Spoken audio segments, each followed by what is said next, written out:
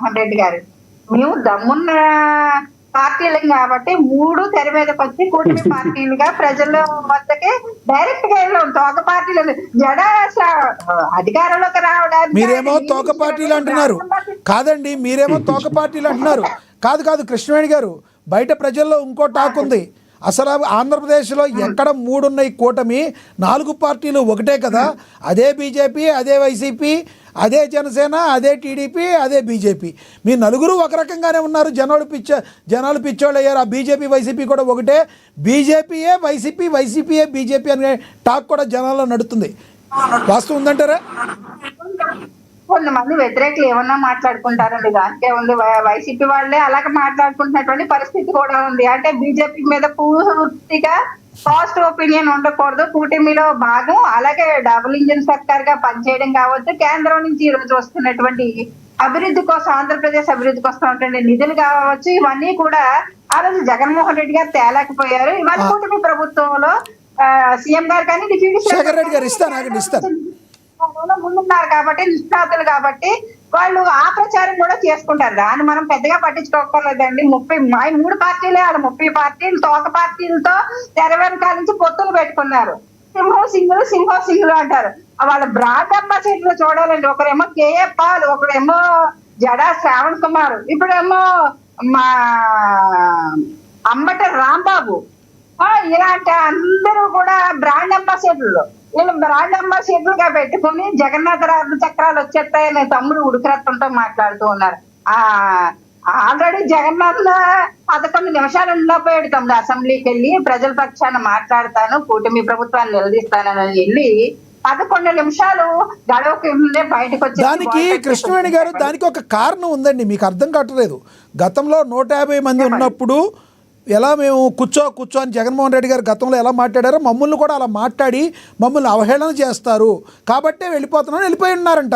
గతంలో చాలామంది వైసీపీ నేతలు చెప్పారు, వాళ్ళు 160 మంది ఉన్నారు, మాకేం వాల్యూ ఇస్తారు, గతంలో మా జగన్మోహన్ రెడ్డి గారు కూర్చో అని మాట్లాడారు, అలా మమ్మల్ని కూడా కూర్చోమంటే తల తీసుకెళ్ళి ఎక్కడ పెట్టుకోవాలి, అందుకని మేము ఉండలేకపోయామంటున్నారు. వాస్తవా?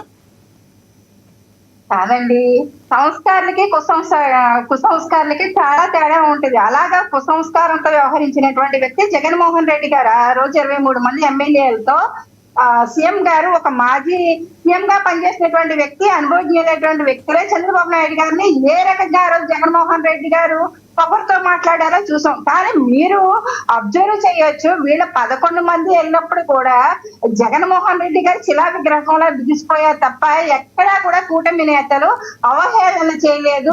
చివరిగా చెప్పండి ఏమంటారు?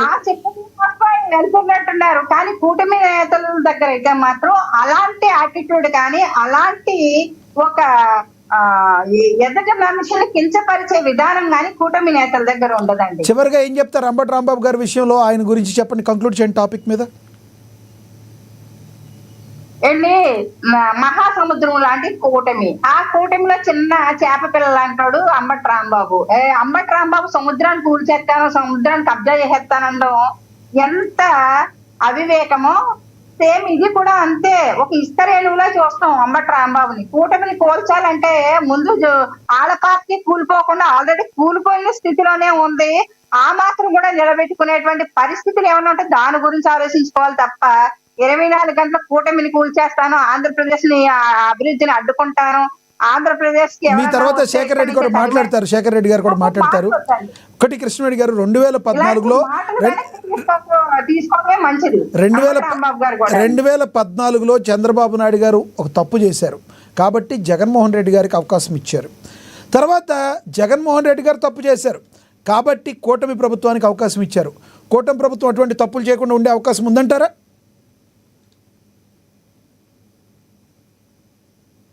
లక్ష్మీనగర్ నన్ను అడిగారా? మిమ్మల్ని అడిగా కృష్ణరెడ్డి గారు. కూటమి ప్రభుత్వం తప్పులు చేయదండి. ఎందుకంటే వైసీపీ నాయకుల్ని అరెస్ట్ చేయడం కోసమో, లేకపోతే వాళ్ళ మీద కక్ష సాధింపులు చర్యలు చేయడం కోసమో కూటమి ప్రభుత్వం వ్యవహరించట్లేదు. మీరు ఈ ఒక్క మాట చూసుకుంటే నందిగామ సురేష్ గారి విషయంలో కూడా, ఆయన బ్రాడ్కాస్ట్ లో కూడా మీరు చూడండి, ఆయన జైల్లో ఉంటే ఆయన ప్రాణానికి థ్రెట్ ఉందని చెప్పారంట. కూటమి ప్రభుత్వానికి అంత అవసరం లేదు. రాజకీయాలుగా అలవాటు పడిన జగన్మోహన్ రెడ్డి గారి నుంచే ఆయనకి థ్రెట్ ఉంది కాబట్టి అక్కడ అధికారులు కూడా ప్రొటెక్షన్ ఇచ్చి ఆయన కాపాడినటువంటి పరిస్థితి. అంటే కూటమి Right. విమర్శించిన వాళ్ళు కానీ కూటమి మీద, అంటే ఆ రోజు టీడీపీ ఆఫీసుల మీద కూడా ఎలా దాడి చేయించారో చూస్తాం నందిగామ సురేష్ గారు గురించి. అలాంటి ఆయన మీద కక్ష తీర్చుకునో లేకపోతే ఆయన్ని హింస పెట్టాలనో కాదు, కానీ మార్పు దిశగా మాత్రమే కూటమి ప్రభుత్వం ఆలోచిస్తుంది కాబట్టి వీళ్ళు ఇంత యథేచ్ఛగా తిరగలుగుతున్నారు. కానీ కూటమి ప్రభుత్వం పూర్తిగా విద్వేషపూరితమైనటువంటి రాజకీయాలే చేయాలనుకుంటే వైసీపీ నాయకులకి ఇంత స్వేచ్ఛ ఎక్కడిస్తారు అసలు మాట్లాడడానికి? రైట్. అంటే రంబటి రాంబాబు మాట్లాడగలరా? జైలుకి వెళ్ళి వచ్చి జైల్లోనే హింస పెట్టి చంపేస్తారు వైసీపీ వాళ్ళు అయితే. రైట్, మీరు చెప్పిన అభిప్రాయం అయితే అర్థమైంది. ఎస్, విజయశేఖర్ రెడ్డి గారు కంక్లూడ్ చేయండి ప్లీజ్. ఏమంటే నేను ఒక రాష్ట్ర ప్రజలకు కూడా తెలియజేయాలి. చెప్పండి. ఏమంటే రెడ్లల్లో మిథున్ అయ్యాడు, చివరికి భాస్కర్ రెడ్డి అరెస్ట్ అయ్యాడు, లేదు ఖమ్మాకు సంబంధించిన వల్లభరెడ్డి వచ్చి అరెస్ట్. వీళ్ళెవరు అరెస్ట్ అయిన మళ్ళా జైలు నుంచి బయటకు వచ్చినప్పుడు వారి కులానికి సంబంధించిన నేతలు ఎవరు వాళ్ళకు స్వాగతం పలకలా, ప్రెస్ మీట్ పెట్టాల పాయింట్. మరి ఇక్కడ అంబటి రాంబాబు గారితో ఆ కుల నేతలను పెట్టి ప్రెస్ మీట్ పెట్టాల్సిన అవసరం ఎందుకు వచ్చింది? సూటి ప్రశ్న అండి ఇది. జగన్మోహన్ గారికి వైసీపీ నేతలకు సూటిగా ప్రశ్న అడుగుతున్నాం. ఇది కులాల మధ్య కుంపట్టు పెట్టడానికి మీరు ప్రయత్నం చేయలేదా? ఒకటి. రెండోది, మీరు ఏం ఊహించారు? నేతలను ఎవరినైనా సరే అరెస్ట్ అయిపోతే వెంటనే ప్రపంచం కాటిపోతుంది, కాపు సామాజిక వర్గంలో ఒక విప్లవం వస్తుంది, అసలు పూర్తిగా పార్టీలకు అతీతంగా ఏదో జరిగిపోతుంది, ఎగిరిపోతుంది అనుకున్నారు. అటువంటిది ఏమీ జరగకపోగా ఏం జరిగింది? ఆఖరికి ఈ మధ్య కాలంలో ఒక ఆయన బైరెడ్డి సిద్ధార్థ రెడ్డి ఒక పెద్ద హీరో ఉన్నాడు కర్నూలులో, ఆయన పంపించారు వాళ్ళ ఇంటికాడికి. తర్వాత మనకు ఒక శివప్రసాద్ రెడ్డిని ఒక ఆయన పంపించారు. అంటే మీకు కాపు నేతల్లో ఎక్కడా సానుభూతి రాకపోయే కొద్దీ మీరు మిగతా కులాలకు సంబంధించిన నేతలను అంబటి రాంబాబు గారిని పంపించి ప్రతిరోజు ఏదో ఒక ప్రెస్ మీట్ పెట్టడం, వారి అంబటి రాంబాబు గారి వాళ్ళ కుమార్తెతో తిట్టించడం, ఈ నాయకులతో తిట్టించడం, ఈ సమస్యను పూర్తిగా ప్రజల్లో నానేటిగా చేయడం, అంటే ప్రజలు మర్చిపోకుండా ఉండేట్టుగా చేయడం. ఇది మీరు చేసే రాజకీయం. సో మీరేమంటారు చివరిగా? ఎస్, మీరేమంటారు చివరిగా? అంబటి చెప్పండి. వాళ్ళ కూతురు ఏమైందండి, నేను కాపుకంలో పుట్టినందుకు గర్వపడుతున్నాననింది.